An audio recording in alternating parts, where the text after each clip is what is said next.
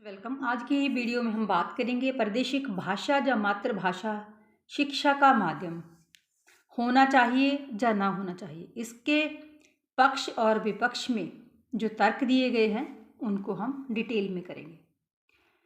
मातृभाषा क्या होती है?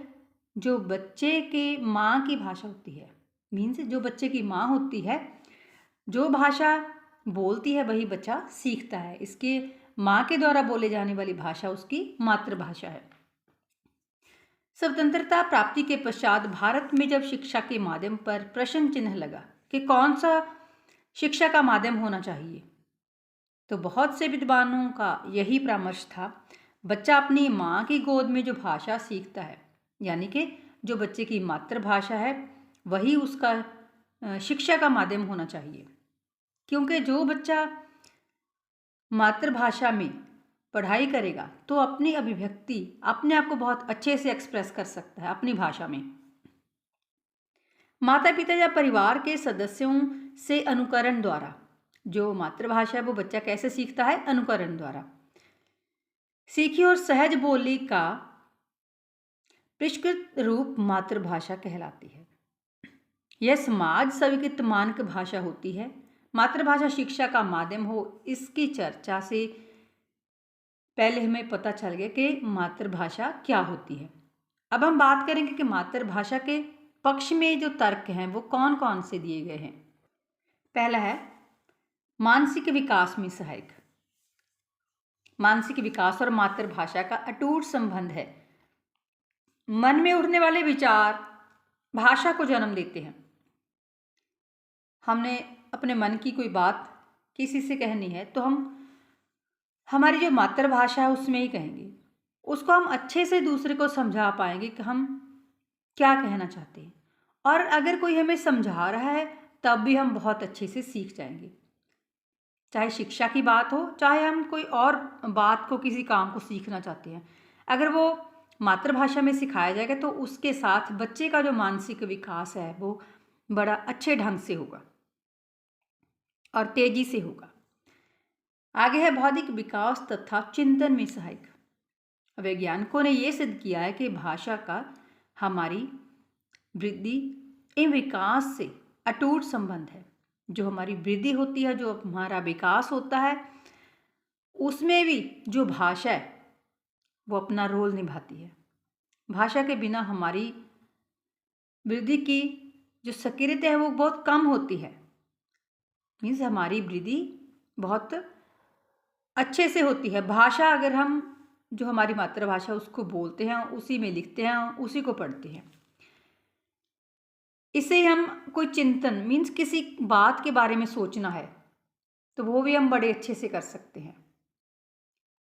किसी को कोई बात समझानी है वो भी उतनी सरलता से, और किसी दूसरी भाषा के माध्यम से हम ना ही अपने विचारों को दूसरों के सामने प्रकट कर सकते हैं और ना ही हम अच्छे से कुछ सीख सकते हैं। इसलिए बौद्धिक विकास के लिए ज़रूरी है कि जो मातृभाषा है बच्चे को उसी में ही जो ज्ञान है वो देना चाहिए। आगे है मातृभाषा अभिव्यक्ति में सहायक। जो मातृभाषा है उसमें आत्म प्रकाशन कोई बोझ ना होकर, मीन्स कोई बोझ नहीं लगता बच्चे को भी, वो सहज स्वाभाविक लगता है। क्योंकि बच्चा जो भाषा जन्म से बोल रहा है उसी भाषा में उसको पढ़ाया जा रहा है, उसी भाषा में उसको समझाया जा रहा है, तो उसको वो भाषा बोझ नहीं लगेगी। वैज्ञानिकों के अनुसार नवजात शिशु अपने मस्तिष्क से आसपास वातावरण से ध्वनि इकाइयों को संग्रहित करता है। मीन्स जो अपने आसपास जो भी ध्वनियाँ वो सुनता है उनको वो सीखता है, उनका संग्रह करता है, जिनके सहारे वह नई जो शब्दावली है उसको सीखता है और उच्चारण तथा अर्थों को स्नायु कोशों में अंकित करता जाता है। फिर बच्चे को पता चलता रहता है कि कौन सा जो शब्द है उनका क्या अर्थ है, इस शब्द को कहाँ पे यूज़ करना है, कहाँ पे इसको प्रयोग में लाना है। आगे है मातृभाषा सामाजिक विकास में सहायक। मातृभाषा बच्चे के सामाजिक विकास में भी सहायक होती है, क्योंकि जो मनुष्य है वो समाज में रहता है।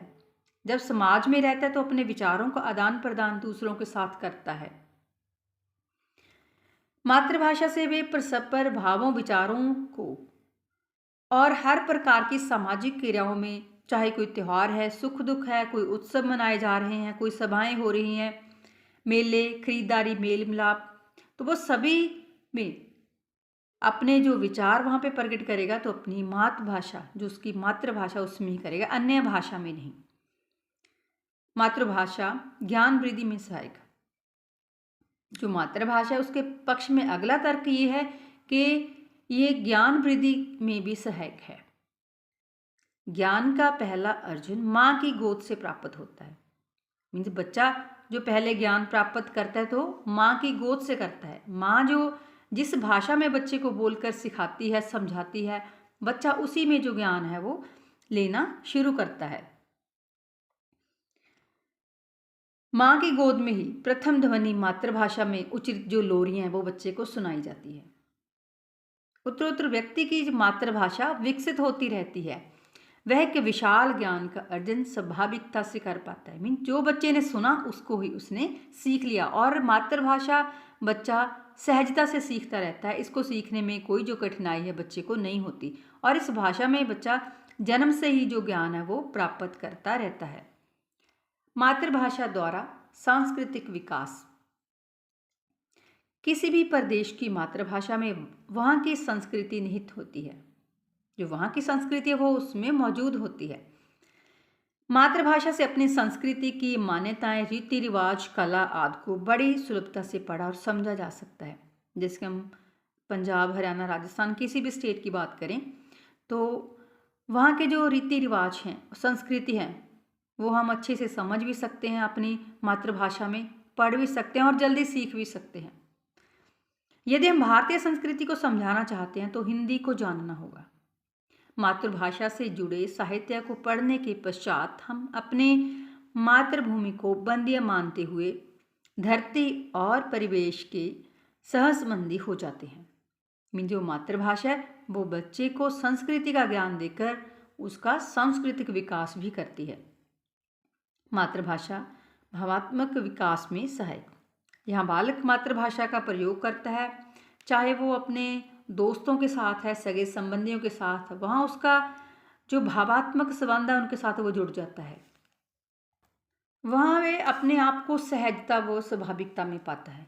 क्योंकि अगर दो व्यक्ति बात कर रहे हैं, हम उनके बीच जाकर रुकते हैं तो वो किसी और भाषा में बात कर रहे हैं, हमारी मातृभाषा कोई और है, तो हम वहाँ से उठकर जाना पसंद करेंगे, क्योंकि हम वहाँ पे सहज महसूस नहीं करेंगे अपने आप को। मातृभाषा में साहित्य पढ़ना सुख दुख, निराशा, आशा, हर्ष, विनोद, रोचकता, जनजीवन के सभी पहलुओं को प्रकट करना बहुत ही आसान हो जाता है। मीन्स कि हम अपने बारे में कुछ भी बताना चाहते हैं, कोई हमारा दुख सुख है, हम कोई आशा में है, निराशा में है, तो हम अपनी मातृभाषा में बहुत अच्छे ढंग से बता सकते हैं। भावात्मक भाषा की अभिव्यक्ति मातृभाषा में ही हुआ करती है। विदेशी या अन्य भाषा अच्छी प्रकार से सीखने के बावजूद भी हमारे भावों को उदेल नहीं कर पाती। आगे है मातृभाषा में सृजनात्मकता का विकास, क्रिएटिविटी भी आती है। मातृभाषा बालक के स्वतंत्र चिंतन एवं मौलिक अभिव्यक्ति का विकास करती है। मौलिक साहित्य मातृभाषा में ही संभव है। मौलिक मीन्स जिसके ओरिजिन करने वाला खुद, जैसे कि आपने कुछ नई चीज़ बनाई तो आप उसके क्या है, मौलिक रचनाकार हैं, आपने उसकी सृजना की है। किसी अन्य भाषा में लिखा जा सकता है, परंतु जो मौलिकता मातृभाषा में आती है वो किसी और भाषा में नहीं आएगी। मातृभाषा में ज्ञान प्राप्त करना तथा अध्ययन करते रहने से तथा लंबे समय के सहचर्य से सृजनात्मक शक्ति का विकास भी होता है। मीन्स हम अपनी मातृभाषा में, अगर कोई हमें बोले कि आप कोई कविता लिखें, तो हम अपनी जो मातृभाषा है उसमें बहुत अच्छे ढंग से लिख पाएंगे। शिक्षा की आधारशिला। मातृभाषा में विचार विनिमय की सरलता होने के कारण इसे शिक्षा का माध्यम बनाया जाता है। बच्चा उसे आसानी से समझ लेता है। सभी विषयों को समझने में कोई कठिनाई नहीं होती। अन्य भाषा द्वारा सहजता से शिक्षा ग्रहण करना दुष्कर कार्य लगता है। मीन्स बच्चे को कठिन कार्य लगता है।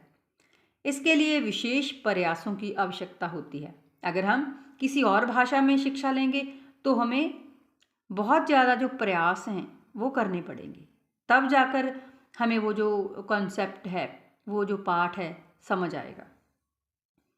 अब हम बात करेंगे मातृभाषा या प्रादेशिक भाषा के विपक्ष में तर्क कि मातृभाषा या प्रादेशिक भाषा को शिक्षा का माध्यम क्यों नहीं बनाया जाना चाहिए। पहला इसमें है, प्रत्येक प्रांतीय में प्रत्येक विषय के लिए पृथक पृथक साहित्य का निर्माण करना पड़ेगा। यह दुष्कर कार्य होगा। अगर हम किसी एक स्टेट की बात करते हैं तो उस स्टेट में साहित्य का निर्माण करना पड़ेगा, जो कि बहुत ही कठिन है। इससे कितना शक्ति का ह्रास और समय नष्ट होगा, यह एक सोचने वाली बात है।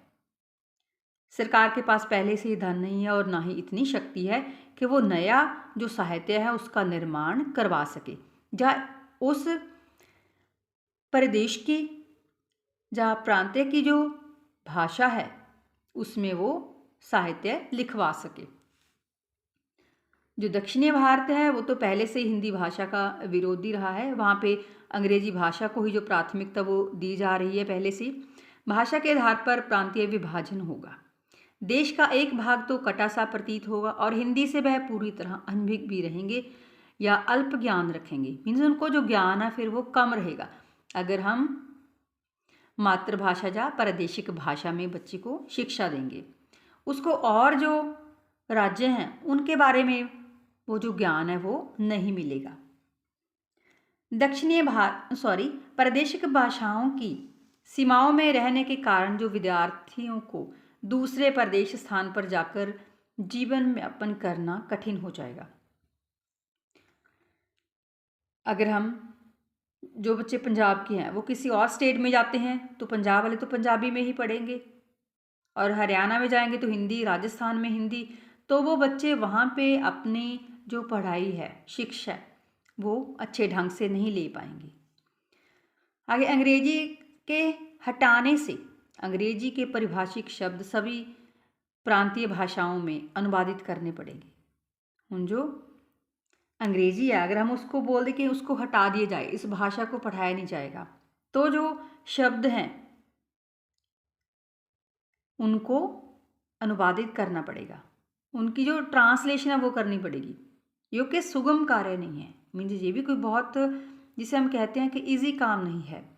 प्रादेशिक भाषा में यह कार्य करने में कितना समय और शक्ति लगेगी। अभी तो हिंदी में यह कार्य पूरी तरह से संपादित नहीं हो पाया है। मीन्स कि हिंदी के भी जो शब्द हैं उनको भी अच्छे ढंग से परिभाषित नहीं किया जा सका है, और कुछ शब्द ऐसे हैं जिनको परिभाषित शायद किया भी ना जा सके। प्रादेशिक भाषा के लिए यह कितना मुश्किल होगा, इसे भली भांति समझा जा सकता है। प्रादेशिक भाषाओं को शिक्षा का माध्यम बनाने का अर्थ है भारत को खंड खंड करना। जैसे कि 29 स्टेट्स हैं, 29 राज्य हैं, तो वहाँ पे क्या होगा, ये अलग अलग जो टुकड़े हैं वो बन जाएंगे।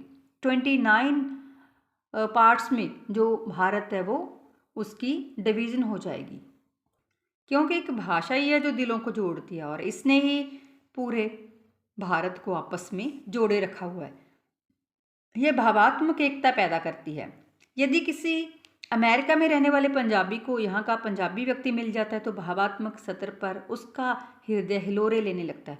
उसको ऐसे लगता है कि पता नहीं मुझे क्या मिल गया, कौन सा मुझे खजाना मिल गया। प्रेम भाव, करुणा उमड़ उमड़ आती है। परंतु इस स्थिति में यदि भारत में प्रादेशिक भाषा माध्यम के रूप में स्वीकारते हैं तो भारतीय कौन होगा? कैसे होगा कि पंजाबी, गुजराती, मराठी, राजस्थानी तो मिल जाएंगे और जो भारतीयता है वो खत्म हो जाएगी। यह शिक्षा का माध्यम अभी तक निश्चित नहीं हो सका कि कौन से माध्यम में जो शिक्षा है वो बच्चों को प्रदान की जानी चाहिए। शिक्षा के किस स्तर तक मातृभाषा को शिक्षा का माध्यम रखा जाए और अंग्रेजी की क्या स्थिति होनी चाहिए। राष्ट्रीय भाषा को आरूढ़ करने के लिए कौन कौन से उपाय हों, ये अभी तक कुछ भी निश्चित नहीं हुआ है। और अंत में हम कह सकते हैं कि भाषा अभिव्यक्ति का एक विश्वसनीय माध्यम है। यही नहीं, ये हमारे समाज के निर्माण, विकास, असीमता, सामाजिक व सांस्कृतिक पहचान का भी महत्वपूर्ण साधन है। भाषा के बिना जो मनुष्य है वो अधूरा है, अपूर्ण है और अपने इतिहास और परंपरा से विच्छिन्न है। जिसको अपने इतिहास और जो परंपराएं हैं, रीति रिवाज हैं, संस्कृति है, उसके बारे में जो ज्ञान है वो प्राप्त नहीं होगा। Thanks for watching.